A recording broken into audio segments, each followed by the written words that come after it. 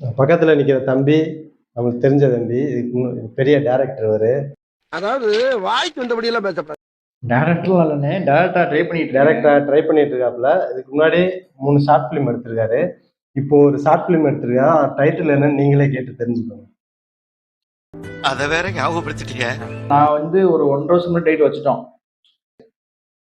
But நான் யாரையும் அது தப்பா சொல்லலாம் எதுவும் பண்ணல. அது என்ன அப்படின்னா தற்குறி.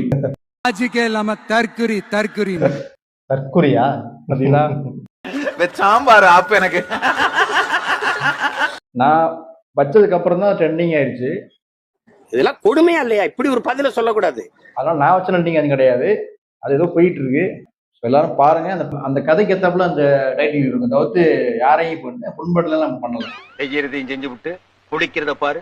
படத்தோட டைட்டிலை பத்தி உங்களுக்கு என்ன தோணுதுன்னு கமெண்ட் பாக்ஸ்ல சொல்லுங்க. தைரியம் இருந்தா கை வைங்க, தலைவரை பார்த்துருவோம்.